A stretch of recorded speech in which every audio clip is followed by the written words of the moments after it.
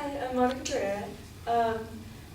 I know we're all sick of hearing about immigration legislation from people like Donald Trump, Ted Cruz, Jeb Bush, and even sometimes from Bernie Sanders. But unlike Donald Trump, I'm here to talk about the realities of immigration policy, particularly in Arizona with SB 1070. A few weeks ago, you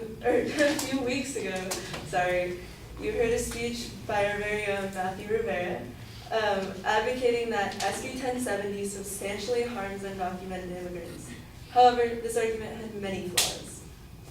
His first point was that Arizona's SB 1070 causes citizens to fear undocumented immigrants.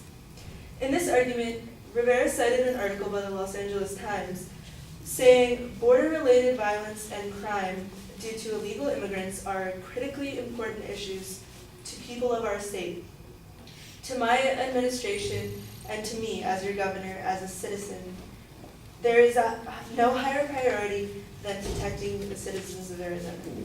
Sorry, that was Governor Jan Brewer of Arizona. On its own, this quote is completely well-intentioned and hard to argue with. But when she goes on to say, we cannot sacrifice our safety to the murderous greed of drug cartels, this is where Rivera takes issue. He says that this paints unjust negative views of illegal immigrants. But in this quote, Jan Brewer is not necessarily referring to illegal immigrants at all. The article is only referring to crime caused by drug cartels. And it never actually is stated that this is referring to SB 1070 in any way. In addition, drug cartels are a legitimate threat. This quote is not saying that all illegal immigrants are criminals or to be feared. It is referring to drug cartel affiliates and their crimes. It is stereotyping to say that these cartel affiliates are even illegal immigrants. The second piece of evidence, a quote by Amanda Myers about a stabbing in Phoenix, is irrelevant, seeing as the person who was killed wasn't even officially labeled as an immigrant once again. It only says that it was cartel related. It is confusing as to how this relates to immigration, and once again, a beheading in Phoenix is a legitimate reason for citizens to be concerned. One of the most compelling statistics in this speech is that immigration has doubled over the past 20 years, and that the crime rate has decreased. However, there's no evidence cited for this claim, nor is there any evidence that there is a significant decrease or what the crime rate actually was at the time. There is a cited statistic about decreasing crime rates for immigrants, but it is old information from the 90s and early 2000s and says nothing about the modern day. His second claim is that Arizona's SB 1070 relates to racial profiling of Latino community. First, police are only allowed to investigate candidates that they have already pulled over or are already being investigated for another crime. They cannot randomly profile someone off the streets, as Rivera claims. Furthermore, profiling someone for body language or behavior is something that many police do for all types of crimes, for citizens as well.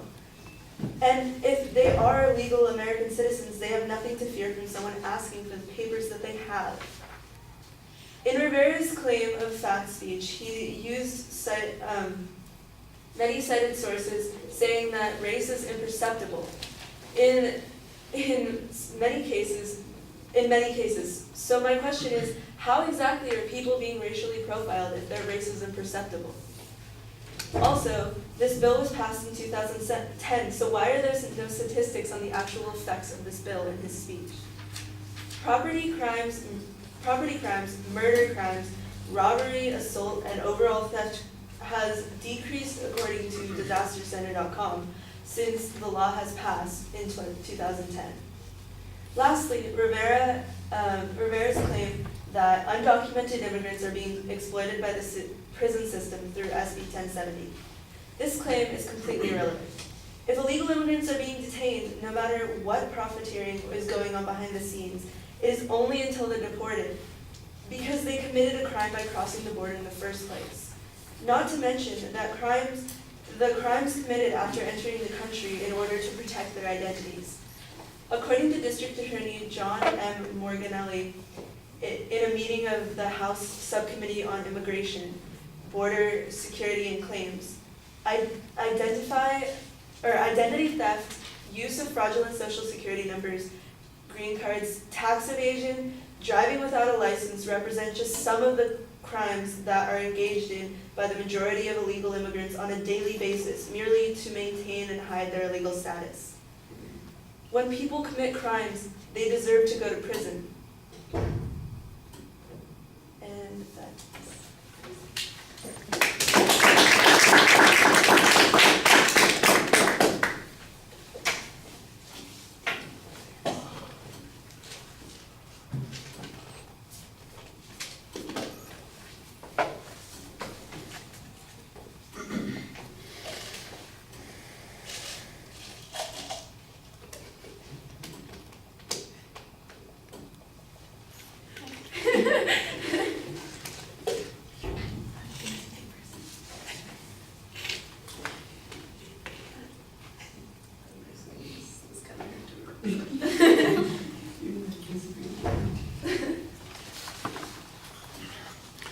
All right, well, you labeled the main proposition pretty clearly. There's no preview of what the secondary points are going to be. You start right in on the first point.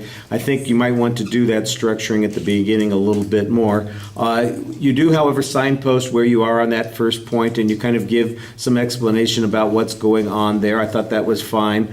The argument about the crime issue, I think you kind of explained, the legitimate reasons for being concerned about crime.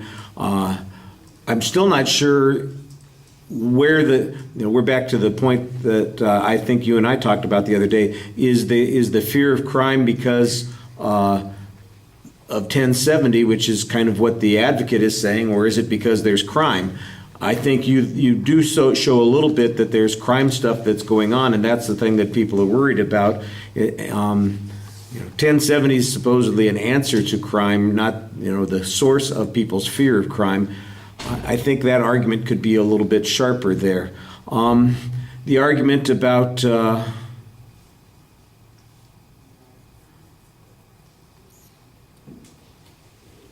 can't even figure out what I said there. All right. Well, never mind.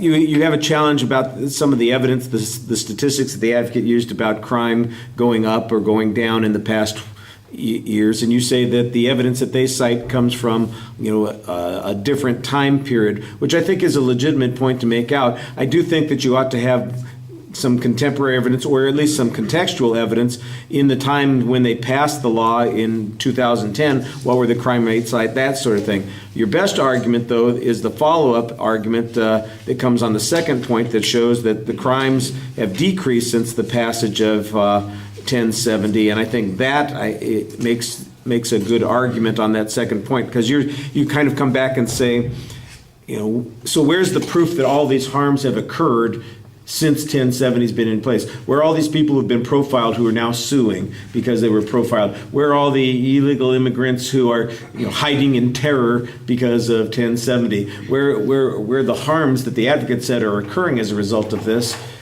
there's no demonstration of it. What do we have a demonstration of? That there's been a decrease in crime since it was put into place. So that's the way I think you kind of want to summarize that argument. At the end, you've kind of got a summary, but it's hard to tell that you're done. It feels like you kind of just faded out there at the end. So we want to be a little more definitive than that. All right, thank you.